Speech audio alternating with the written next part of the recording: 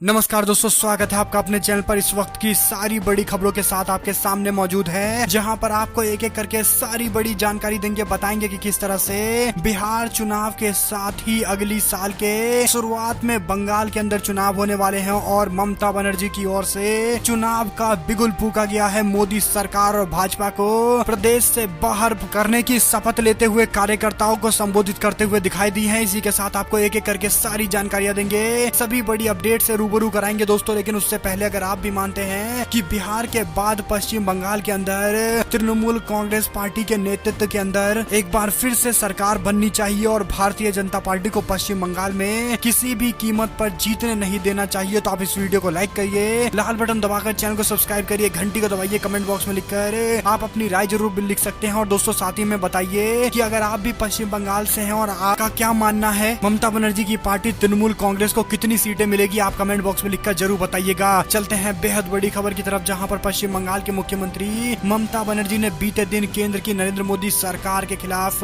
मोर्चा खोलते हुए कहा कि प्रदेश के अंदर से भाजपा को बाहर भगाएंगे।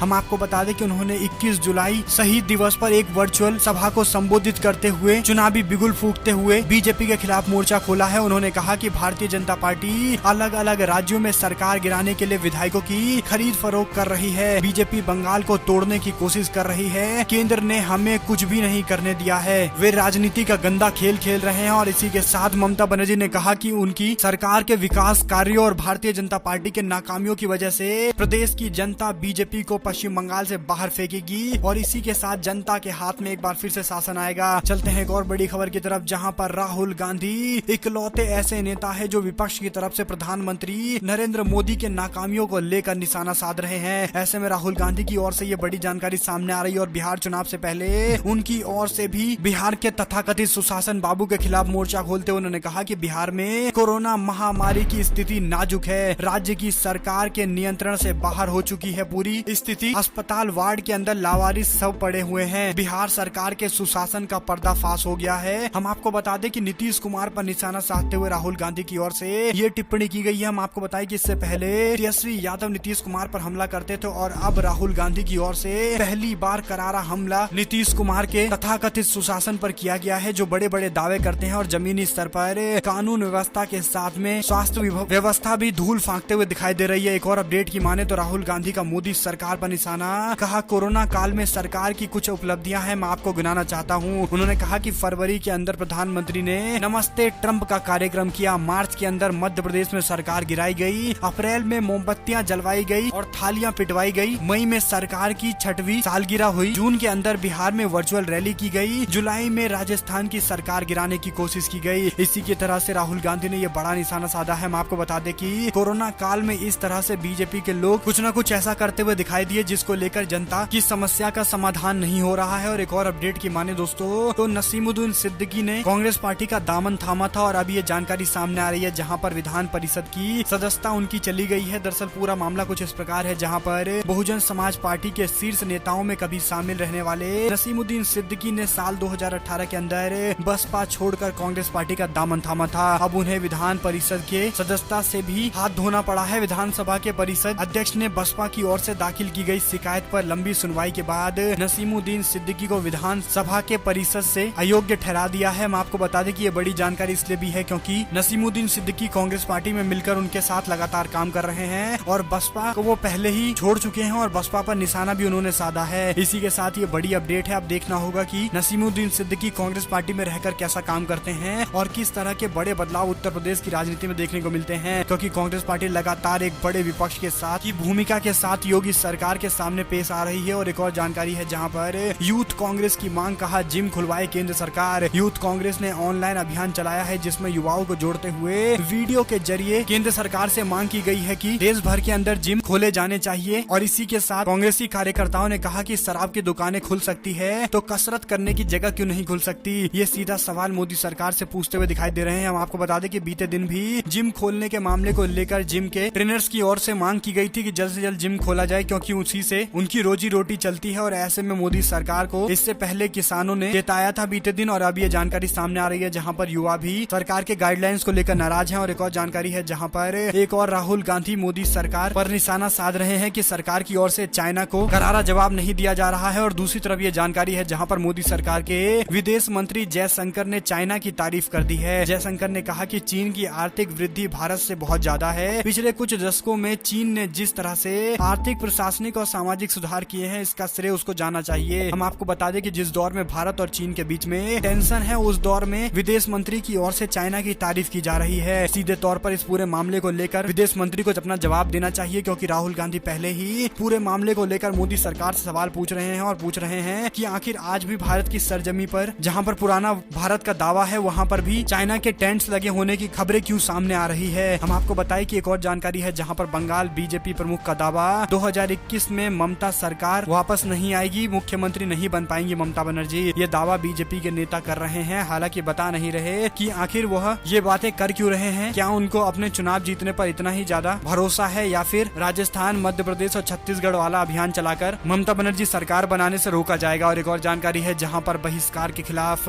ममता सरकार गंभीर होते हुए बीडीओ को परेशान करने पर 8 लोगों को गिरफ्तार किया गया है। हम आपको बता दें कि कोरोना के खिलाफ हर मोर्चे पर डॉक्टर से लेकर कर्मचारी लगातार समाज के अंदर दोहरी लड़ाई लड़ रहे हैं, जहां पर एक और कोरोना से और दूसरी तरफ उन लोगों से जो डॉक्टरों और कर्मचारियों से सामाजिक बहिष्कार उनका करते हुए दिखाई दे रहे हैं। ममता सरकार ने स्पष्ट कर दिया है कि किसी भी तरह का बहिष्कार कानून के खिलाफ है और सख्त से सख्त कार्रवाई की जाएगी। और इसी मामले में 8 लोगों को गिरफ्तार भी किया गया है। एक और जानकारी है जहां पर कांग्रेस पार्टी में बड़े बदलाव हो सकते हैं, कई लोगों को बाहर का रास्ता दिखाया जा सकता है। दरअसल दोस्तों, कांग्रेस पार्टी में जो लोग अभी भी अपना नरम रवैया अपना रहे हैं और सरकार से सवाल पूछने से बच रहे हैं, उनके खिलाफ हाईकमान की ओर से बड़े कदम उठाए जाएंगे, क्योंकि राहुल गांधी अकेले कांग्रेस पार्टी की तरफ से भारतीय जनता पार्टी और प्रधानमंत्री की विफलताओं को जनता के सामने लेकर आ रहे हैं। और ऐसे में जरूरी है कि कांग्रेस में और भी ऐसे नेता हो जो भाजपा सरकार के खिलाफ, उनकी दमनकारी नीतियों के खिलाफ विरोध करे। और एक और अपडेट है जहां पर राहुल गांधी ने बिहार का मामला उठाया तो बीजेपी के लोग भड़कते हुए दिखाई दे रहे हैं। सुशील मोदी कह रहे हैं कि बिहार के मामले को लेकर राहुल गांधी को बयान नहीं देना चाहिए। हालांकि सुशील मोदी ये नहीं बता रहे कि नीतीश कुमार सरकार बिहार के अंदर स्वास्थ्य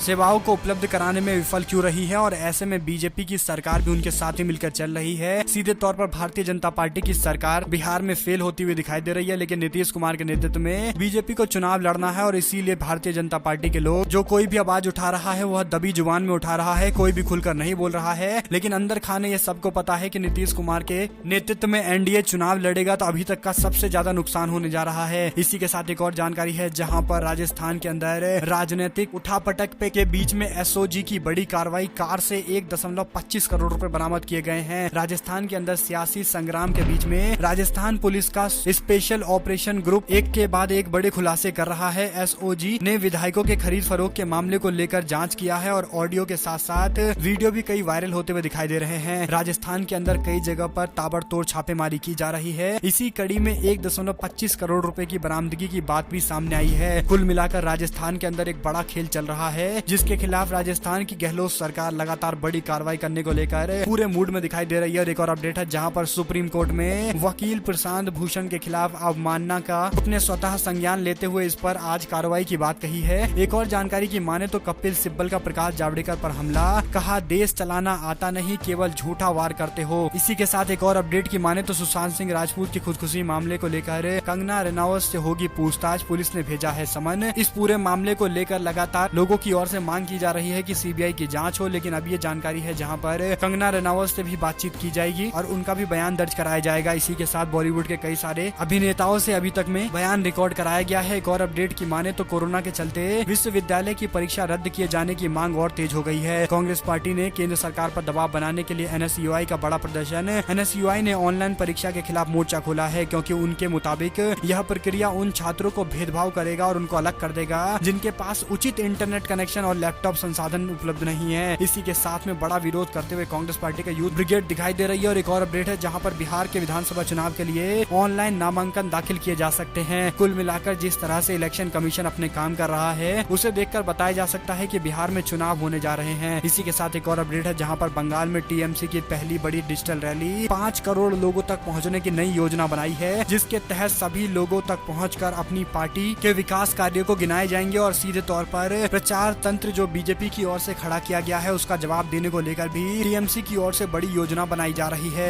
एक और अपडेट की माने तो महागठबंधन में सीट शेयरिंग को लेकर बात नहीं बन रही है। मांझी और कुशवाहा दिल्ली से फिर लौटे निराश। हम आपको बता दें कि रालोसपा के उपेंद्र उपेंद्र कुशवाहा और हम पार्टी के नेता जीतन राम मांझी दिल्ली पहुंचे थे, लेकिन दिल्ली का दौरा करने के बाद भी उनकी रणनीति साफ होती हुई दिखाई नहीं दे रही है। दूसरी तरफ कांग्रेस पार्टी के शक्ति सिंह गोयल की ओर से मांझी से बात करने को लेकर एक सप्ताह की समय सीमा भी समाप्त हो गई है। एक और अपडेट सामने है, जहां पर भोपाल में संघ का मंथन शिविर शुरू हो गया है। राम मंदिर और उपचुनाव को लेकर चर्चाएं संभव है। दरअसल मध्य प्रदेश के अंदर चुनाव होने वाले हैं और बीजेपी के साथ साथ संघ को भी लगता है कि अगर ये चुनाव वो हारे तो मध्य प्रदेश उनके हाथ से एक बार फिर से निकल जाएगा। इसीलिए मंथन शिविर बुलाया गया है और इसमें क्या कुछ चर्चाएं होंगी, जो भी आगे अपडेट आएगी हम आप तक लगातार पहुंचाते रहेंगे। और एक और जानकारी है, जहां पर तेजस्वी यादव ने कोरोना की कम टेस्टिंग के मामले को लेकर नीतीश कुमार पर निशाना साधा है। एक और जानकारी की माने तो कन्हैया कुमार ने भी मोदी सरकार को अपने निशाने पर लेते हुए कहा कि ना रहेगा बांस ना बजोगी बांसुरी, ना होंगे टेस्ट ना मर्जी ना मिलेंगे मरीज। साहिब का कोरोना मॉडल यही है, साहिब का यही कोरोना मॉडल है, यानी कुछ करो मत यही मॉडल है प्रधानमंत्री का। और इसी के साथ में निशाना साधते हुए कन्हैया कुमार दिखाई दे रहे हैं। और एक और जानकारी की माने